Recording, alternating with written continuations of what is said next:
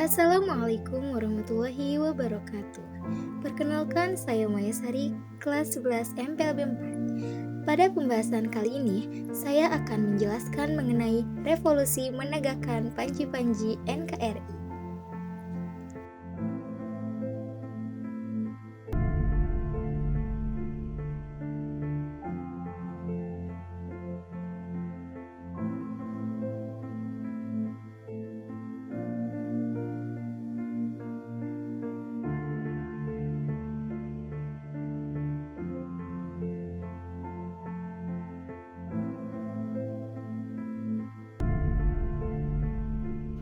Pada pembahasan pertama, saya akan membahas mengenai tantangan awal kemerdekaan.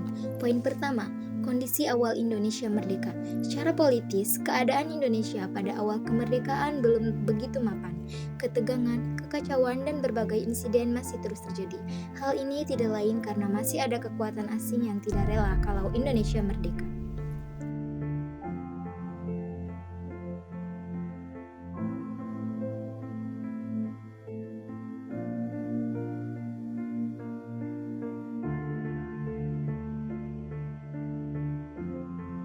Sedangkan pada masa sosial, sebagian besar masyarakat Indonesia pada masa kemerdekaan hidup di bawah garis kemiskinan. Indonesia juga menghadapi tentara Inggris atas nama sekutu dan Nica, yaitu Netherlands India Civil Administration, atas nama Belanda yang datang kembali ke Indonesia dengan membonceng sekutu.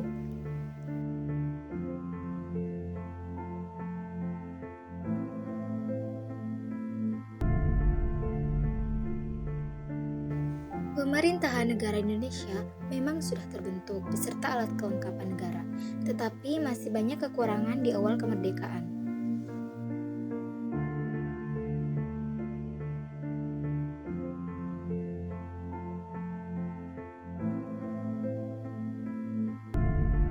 Kondisi perekonomian negara masih sangat memprihatinkan karena invasi masih belum mempunyai mata uang Indonesia, peredaran mata uang asing dan kas negara kosong.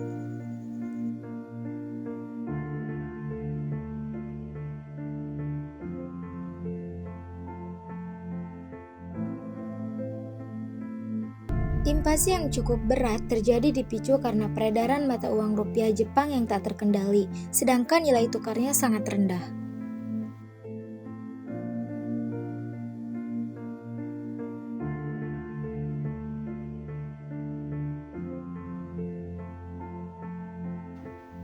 Poin kedua yaitu kedatangan sekutu dan Belanda.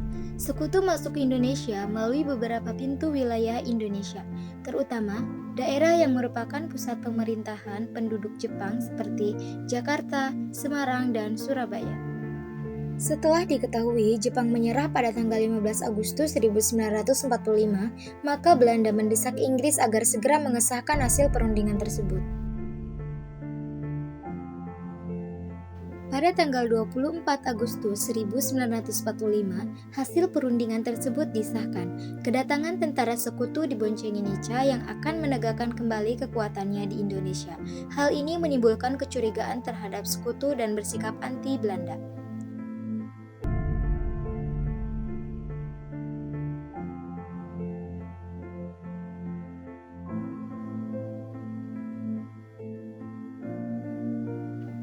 Poin ketiga, perlawanan fisik bangsa Indonesia. Poin A, perjuangan rakyat Semarang. Pada tanggal 7 Oktober 1945, ribuan pemuda Semarang mengurumuni tangsi tentara Jepang Kidobutai di Jatingaleh. Dengan kedatangan tentara sekutu berarti telah mempercepat berakhirnya pertempuran antara pejuang Semarang dan tentara Jepang. Untuk mengenang pertempuran 5 hari di Semarang ini, maka dibangun sebuah monumen yang terkenal dengan sebutan Tugu Muda.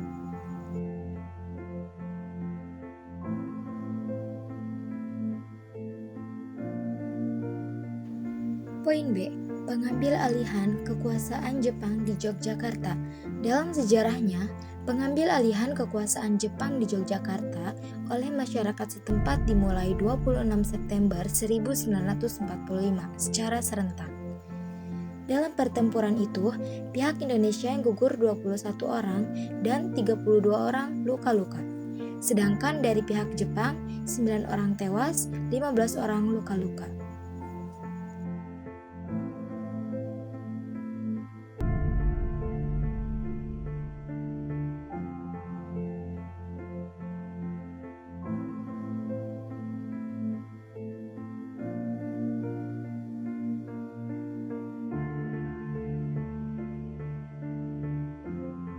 Sekitar pukul 3 pagi pada tanggal 7 Oktober 1945, terjadilah pertempuran antara rakyat, pemuda, dan kesatuan dengan tentara Jepang di Yogyakarta.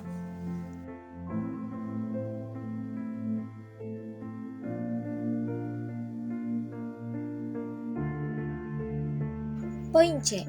Arek-arek Surabaya untuk Indonesia. Pada tanggal 25 Oktober 1945, Brigade 49 di bawah pimpinan Brigadir Jenderal AWS Malabi mendarat di Surabaya. Pada tanggal 27 Oktober 1945, pasukan Inggris menyenggol emosi masyarakat Surabaya. Pada tanggal 10 November 1945, sungguh terjadi pertempuran sengit di Surabaya.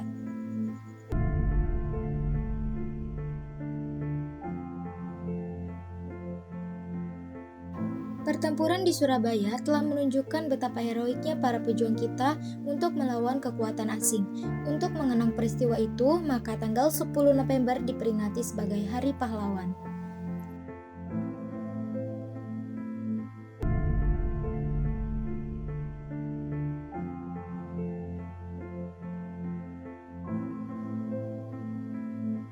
Poin D. Pertempuran Palagan Ambarawa. Pertempuran Ambarawa terjadi pada tanggal 29 November dan berakhir pada 15 Desember 1945 antara pasukan TKR dan Pemuda Indonesia melawan pasukan Inggris.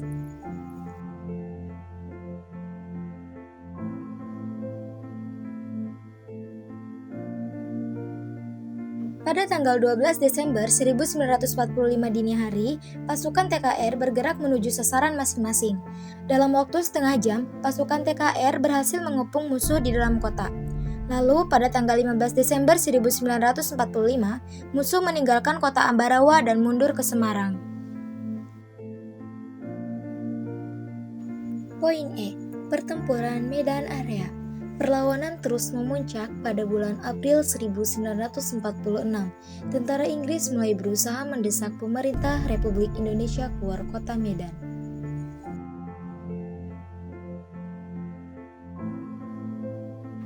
Pertemuan ini memutuskan dibentuknya Ratu Komando yang bernama Komandan Resimen Laskar Rakyat Medan Area. Di bawah komando inilah mereka meneruskan perjuangan di Medan Area.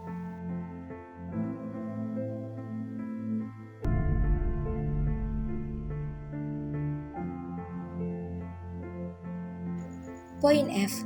Bandung Lautan Api. Pada malam hari tanggal 24 sampai 25 November 1945, rakyat Bandung melancarkan serangan terhadap posisi-posisi sekutu Danica. Warga mengungsi dengan membawa barang seadanya. Sebagian mengatur perjalanan ke arah pengungsian, sebagian menyelamatkan dokumen-dokumen kota, sebagian membakar gedung-gedung penting, bahkan meledakkan bangunan-bangunan besar hingga instalasi militer pun dihancurkan. Tengah malam, kota Bandung yang terbakar telah ditinggalkan, menyisakan kenangan perjuangan Bandung Lautan Api hingga kini peristiwa tersebut masih dikenang.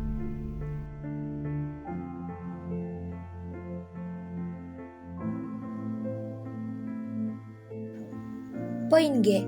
Berita proklamasi di Sulawesi. Berita proklamasi yang dikumandangkan oleh Insinyur Soekarno dan Muhammad Hatta sampai pula di Sulawesi. Setelah berita proklamasi kemerdekaan tersebar ke seluruh penjuru Sulawesi, sejak saat itu pula, bendera merah putih mulai berkibar menjadi lambang Indonesia merdeka. Bendera merah putih dikibarkan pada 17 September 1945 dengan dipimpin oleh D. Andi Kasim.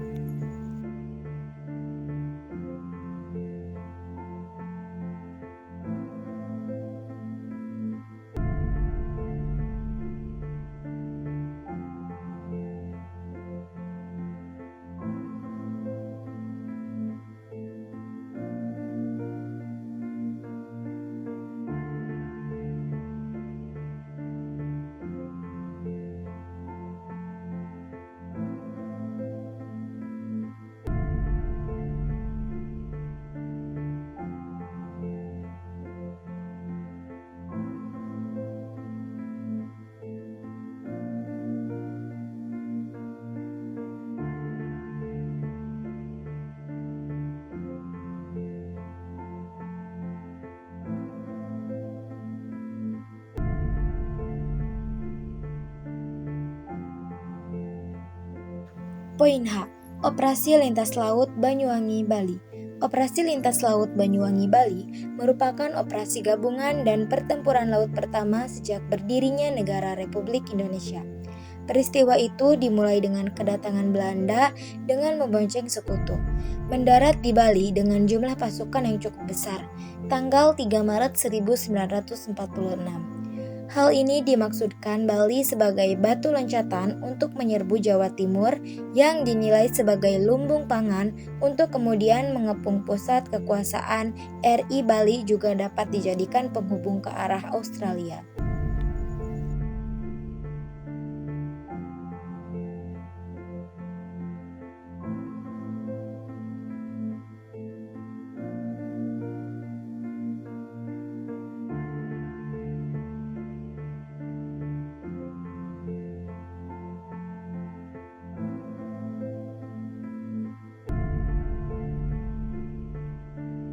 Saya lanjut ke pembahasan yang kedua.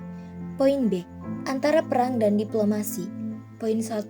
Rangkaian perjanjian Linggarjati. Pada awal November 1946, perundingan diadakan di Indonesia, bertempat di Linggarjati. Pelaksanaan sidang-sidangnya berlangsung pada tanggal 11 sampai 15 November 1946. Belanda tidak mengakui kedaulatan Republik Indonesia seperti yang sudah dinyatakan dalam dokumen Linggarjati. Belanda memberi sandi pada serangan umum itu dengan operasi produk, yaitu operasi yang menunjukkan untuk wilayah-wilayah yang dianggap penting secara ekonomi bagi Belanda. Kondisi itu mendorong Perserikatan Bangsa-Bangsa untuk mengeluarkan resolusi.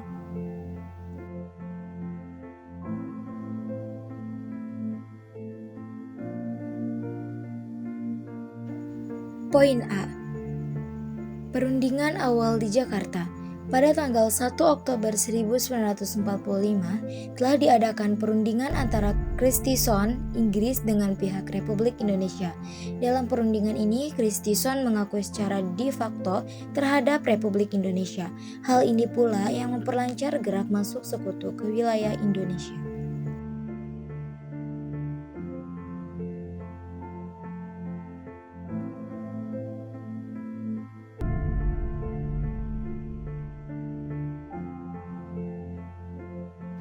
Poin B. Perundingan Hoge-Veluwe. Perundingan dilanjutkan di negeri Belanda, di kota Hoge-Veluwe, bulan April 1946.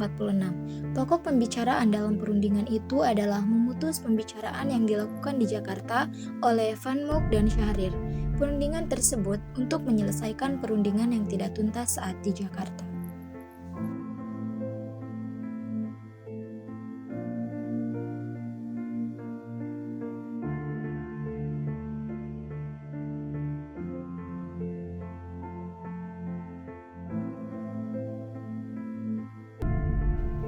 Poin C. Pelaksanaan perundingan Linggarjati. Pada awal November 1946, perundingan diadakan di Indonesia, bertempat di Linggarjati. Pelaksanaan sidang-sidangnya berlangsung pada tanggal 11 sampai 15 November 1946.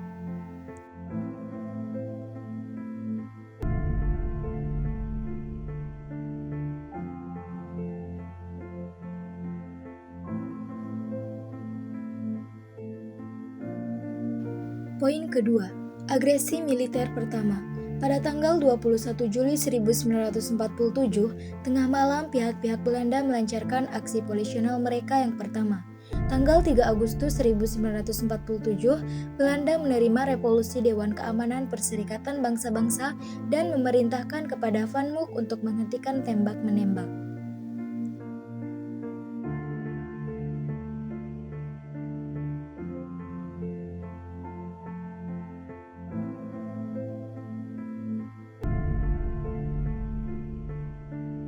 Kemudian, pada tanggal 29 Agustus 1947, secara sepihak, Van Mook memproklamasikan garis demarkasi Van Mook menjadi garis batas antara daerah penduduk Belanda dan wilayah Republik Indonesia saat gencatan senjata dilaksanakan. Poin ketiga, peran Komisi Tiga Negara. Peran Komisi Tiga Negara adalah komisi yang dibentuk Dewan Keamanan Perserikatan Bangsa-Bangsa pada 26 Agustus 1947.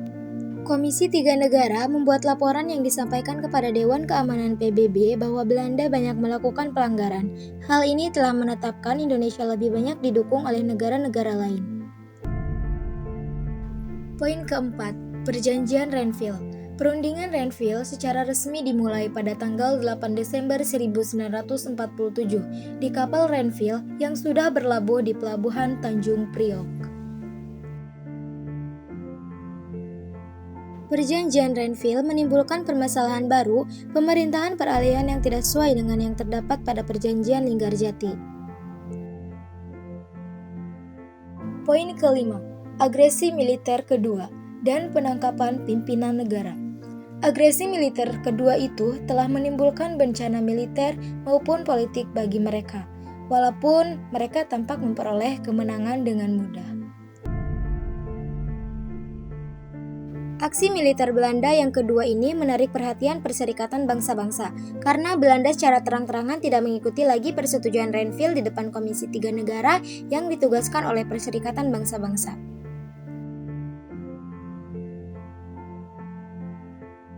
Poin 6. Peran PDRI, penjaga eksistensi Republik Indonesia.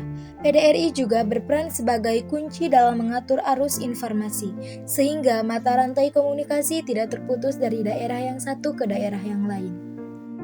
PDRI bertujuan untuk mempertahankan dan menegakkan pemerintahan Republik Indonesia.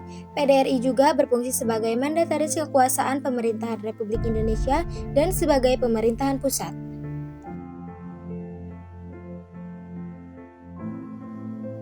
Poin 7.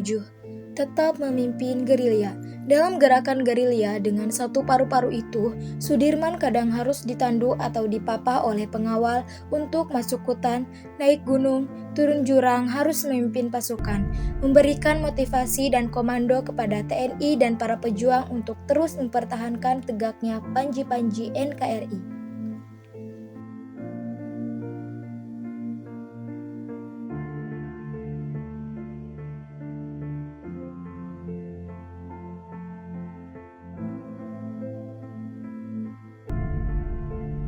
Sungguh heroik perjalanan Sudirman. Ia telah menempuh perjalanan kurang lebih 1000 km, waktu gerilya mencapai 6 bulan dengan penuh derita, lapar, dan dahaga. Poin 8. Serangan umum 1 Maret 1949.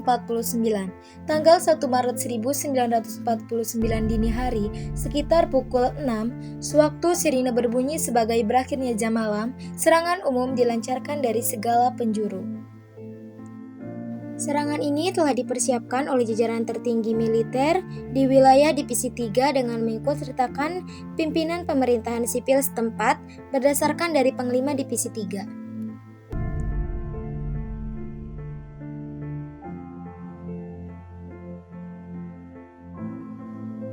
Poin 9. Persetujuan Roem-Royen. Delegasi Indonesia dipimpin oleh Muhammad Roem. Delegasi Belanda dipimpin oleh Haji van Royen. Perundingan segera dilanjutkan pada tanggal 1 Mei 1949.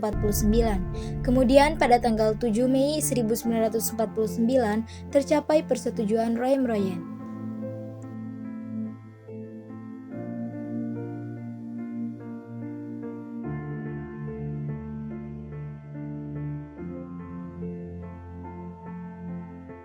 Setelah pemerintahan Republik Indonesia kembali ke Yogyakarta, pada tanggal 13 Juli 1949 diselenggarakan sidang Kabinet Republik Indonesia yang pertama.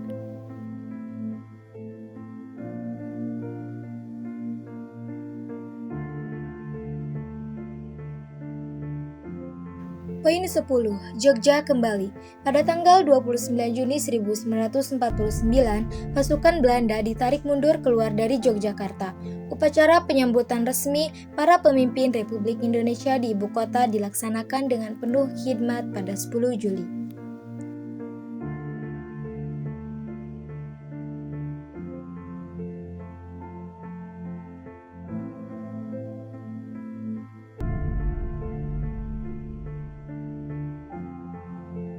Sebagai pimpinan inspektur upacara adalah Syafarudin Prawira Negara, didampingi oleh Panglima Besar Jenderal Sudirman dan para pemimpin Republik Indonesia yang baru saja kembali dari pengasingan Belanda. Poin 11. Konferensi Inter-Indonesia. Beberapa kali diadakan konferensi Inter-Indonesia untuk menghadapi usaha Van Mook dengan negara bonekanya. Dalam konferensi itu diperlihatkan bahwa politik divide et impera Belanda untuk memisahkan daerah-daerah di luar wilayah Republik Indonesia mengalami kegagalan.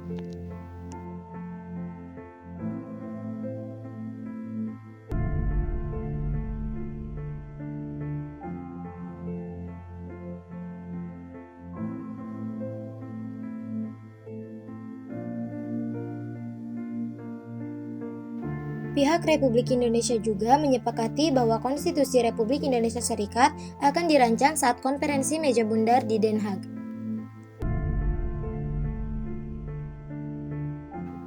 Poin 12. Konferensi meja bundar.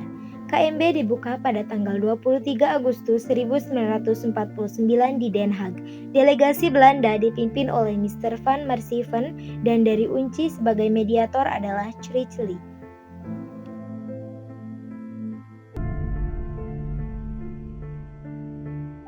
Setelah konferensi meja bundar selesai dan menghasilkan berbagai keputusan dengan segala cara pelaksanaannya, kemudian Muhammad Hatta dan rombongannya pada tanggal 17 November 1949 meninggalkan negeri Belanda.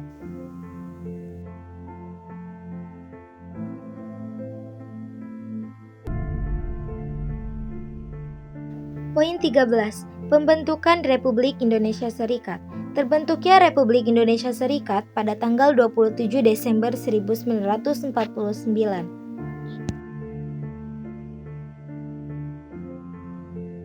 Negara Republik Indonesia Serikat terbentuk dari hasil konferensi meja bundar di Den Haag, Belanda pada tanggal 23 Agustus sampai 2 November 1949 secara resmi.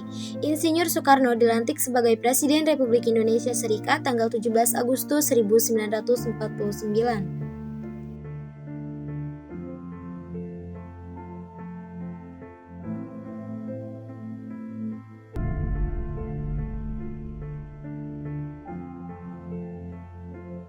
Poin 14. Pengakuan kedaulatan. Pada tanggal 27 Desember 1949, terjadilah penyerahan kedaulatan Belanda kepada Indonesia yang dilakukan di Belanda di Indonesia. Pada saat itu, bangsa Indonesia tidak menghadapi Belanda, melainkan menghadapi Jepang, karena sebelumnya Belanda sudah kalah dan mengalah pada Jepang.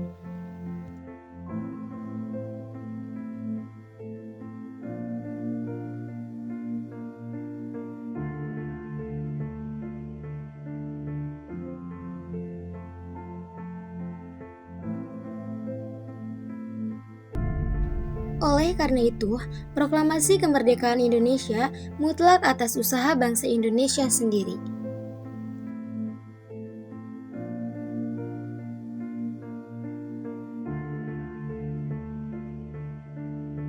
Poin 15. Kembali ke negara kesatuan. Pada tanggal 15 Agustus 1950, diadakan rapat gabungan Parlemen dan Senat Republik Indonesia Serikat. Dalam rapat gabungan ini, Presiden Soekarno membacakan piagam persetujuan terbentuknya Negara Kesatuan Republik Indonesia. Pada tanggal 19 Mei 1950, dicapai kata sepakat antara Republik Indonesia Serikat dan Republik Indonesia untuk membentuk NKRI sesuai jiwa proklamasi kemerdekaan 17 Agustus 1945. Selanjutnya, pada tanggal 17 Agustus 1950, secara resmi negara federalis dibubarkan dan kembali ke negara kesatuan yang ditandai dengan digantinya UUD Republik Indonesia Serikat, UUD sementara Republik Indonesia 1950. Proklamasi. Kami, bangsa Indonesia, dengan ini menyatakan kemerdekaan Indonesia. Hal-hal yang mengenai pemindahan kekuasaan dan lain-lain diselenggarakan dengan cara saksama dan dalam tempo yang sesingkat-singkatnya.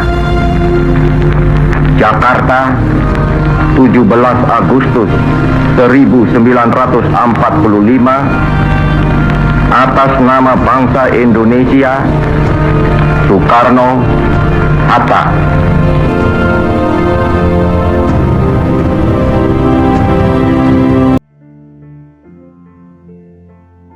Kita masuk ke pembahasan yang ketiga, yaitu poin C, nilai-nilai kejuangan masa revolusi.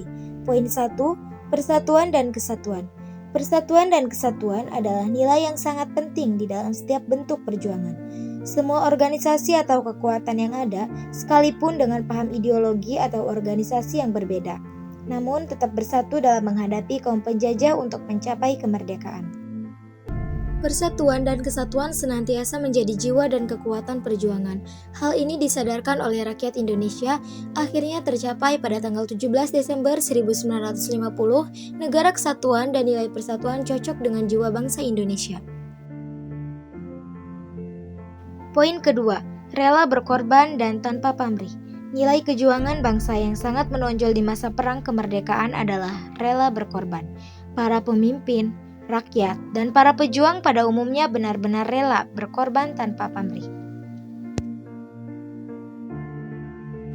Mereka para pejuang yang telah mempertaruhkan jiwa dan raganya, mengorbankan waktu dan harta bendanya demi perjuangan kemerdekaan. Kita tidak dapat menghitung berapa para pejuang kita yang gugur di medan juang, berapa orang yang harus menanggung cacat dan menderita akibat perjuangannya.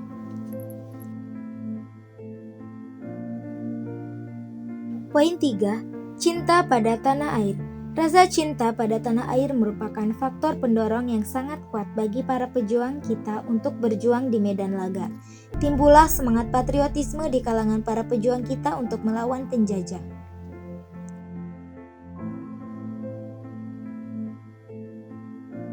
Sebagai perwujudan dari rasa cinta tanah air, cinta pada tumpah darahnya, maka muncullah berbagai perlawanan di daerah untuk melawan kekuatan kaum penjajah demi kemerdekaan tanah airnya.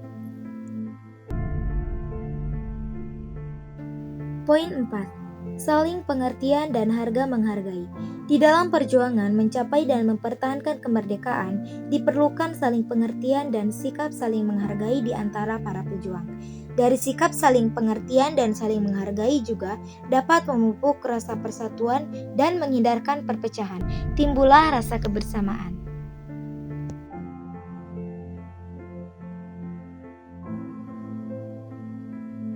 Nilai-nilai perjuangan seperti persatuan dan kesatuan, rela berkorban tanpa pamrih, cinta tanah air, saling pengertian, dan tenggang rasa dan harga menghargai merupakan nilai-nilai yang penting untuk dikembangkan dalam kehidupan sehari-hari. Nilai-nilai itu tidak hanya penting di masa perjuangan menentang penjajahan, tetapi juga dalam kegiatan pembangunan sekarang. Apabila kita memahami dan mengamalkan nilai tersebut, menunjukkan adanya kesadaran sejarah yang tinggi. Baik, saya telah selesai menjelaskan materi bab 7 mengenai revolusi menegakkan panji-panji NKRI. Saya di sini akan menyimpulkan hasil penjelasan tadi. Poin pertama, perjuangan bangsa Indonesia dalam mempertahankan kemerdekaan merupakan periode penting dalam sejarah Indonesia. Poin kedua, perjuangan tersebut melibatkan berbagai pihak, termasuk pemerintah, tentara, dan rakyat Indonesia. Poin ketiga, perjuangan tersebut dihadapkan pada berbagai tantangan, termasuk perlawanan dari Belanda dan Sekutu. Poin keempat, perjuangan tersebut akhirnya berhasil memperoleh pengakuan kedaulatan Indonesia dari Belanda pada 27 Desember 1949.